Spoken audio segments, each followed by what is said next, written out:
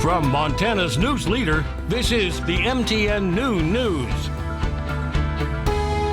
And good afternoon. Thanks for joining us on the Noon News on this Friday. I'm Andrea Lutz. New at noon, there's information surrounding a triple death investigation. Law enforcement in Billings and Gallatin County are investigating a possible link between the deaths of 3 people, including a Billings woman found dead inside of a home. Billings police say it started with a strange string of events when officers did a welfare check at a home on Avenue B in Billings. A 64-year-old woman was found dead inside the home with suspicious signs of trauma. Then, during a search of the house, investigators developed 2 persons of interest sought for questioning, so police issued an attempt to locate. That's when the crime investigation moved from Billings to West Yellowstone. Gallatin County Sheriff Dan Springer says the bodies of 2 people were found in a wooded area near Highway 191. Springer says both are homicide suspects from Billings. Later that night, Yellowstone Rangers stopped and tried to get a vehicle to stop, but the 2 people in the vehicle fled into a nearby wooded area.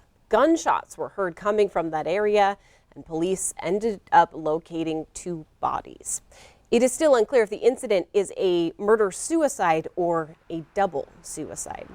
Well, there's new information this afternoon surrounding a gunman who shot and killed people, 8 of them, at a facility, a FedEx facility in Indianapolis. The gunman then took his own life. Now the FBI is assisting local police with the investigation. Charlie DeMar reports from Indianapolis. They have an active shooter currently at FedEx. The late-night shooting unfolded at a FedEx facility near the Indianapolis International Airport. There was no confrontation with anyone that was there. There was no disturbance. There was no argument. He just appeared to randomly start shooting, and that began in the parking lot, and then he did go into the building, into the facility for a brief period of time. Police say when they arrived, they encountered the shooter who ultimately took his life. They found several victims injured and several victims deceased, as well as the suspect. Witnesses described a chaotic scene. And I saw an assault rifle of some sort. I saw the clip, and he started firing. Jeremiah Miller was outside the facility about to start his second shift when he heard the gunfire. I hear 6 shots fired at once, at a time. Bang, bang, bang, bang, bang, bang. He says he took cover, then started warning other employees. My initial thought was, don't die and escape. But then when I started seeing everybody roll up from midnight shift, I had felt the need to help people. I felt the need to warn people.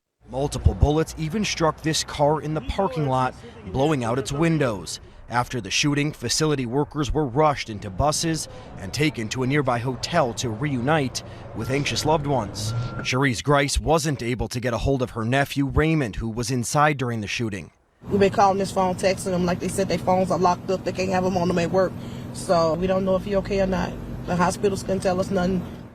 No police officers were injured. Investigators still at the scene trying to determine a motive. Jeremiah, who you just heard from, says FedEx employees can't bring their cell phones into the facility, and he worries that may have cost precious seconds. FedEx says that they are working with authorities. Charlie DeMar, CBS News, Indianapolis.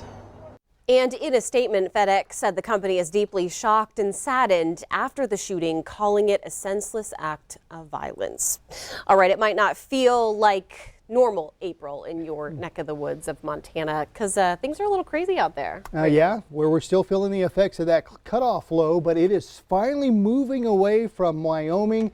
We have high pressure moving in from the north, so that's going to change things up briefly. But let's talk a little bit about our snow this morning. We did have some about 4 inches at Burgess Junction near Story, about 3 inches. Red Lodge, where it's still having some snow, at 2 inches, and Wright Gate about 1 inch. That should be about it. Now you can see down to our south and northern parts of Wyoming still have some snow, maybe a little bit of rain going on.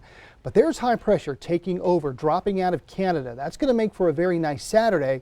What you don't see there is a very strong cold front dropping out of Canada on Sunday. What does that do to our forecast? I will let you know with full details coming up. Andrea. All right, Miller, thanks so much. Okay, so there is a bear attack that sent a person to the hospital, and it also led to the closure of parts of the Custer-Gallatin National Forest. Well, that victim is a West Yellowstone resident who was taken to Idaho Falls with those severe injuries. This right here is a look at that boundary area. Baker's Hole Campground is currently closed, and investigators haven't identified the bear, but they do believe it could have been a grizzly bear. A case of COVID-19 has forced the Montana legislature to cancel today's session. The person who tested positive is a lobbyist who had contact with several lawmakers. Officials say contact tracing has already started. It is the first time this year the legislature shut down a floor session because of COVID-19. At this point, the legislature is scheduled to meet again on Monday. All right, could the Tokyo Olympics be in trouble? One of Japan's top officials is warning the games might be canceled. The country facing a surge in coronavirus cases, and a top official says if need be, they will have to be canceled. However, this is contradicting information from other leaders who denied the games would be in trouble. The country also lags behind other countries when it comes to delivering those vaccinations. Opening ceremonies, though, are set to begin July 23rd.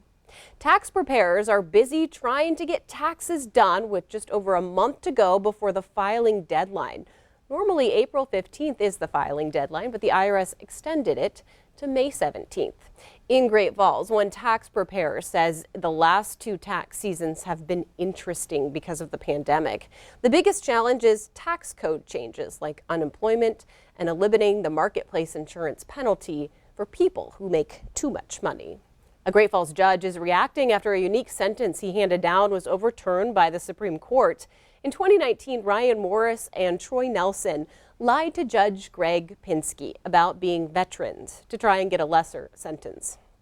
Ptsd ordered them to stand at the local Veterans Memorial every Memorial Day and wear a sign saying they lied and dishonored veterans. Ptsd said he was disappointed in the Supreme Court's ruling, but wouldn't hesitate to do it again. Senator Steve Daines is co-sponsoring a bill to help Montana veterans suffering from PTSD get service dogs.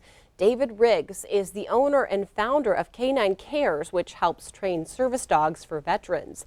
He says veterans suffering with PTSD need help. You know, especially dealing with our veterans, they get triggered very easily with stress.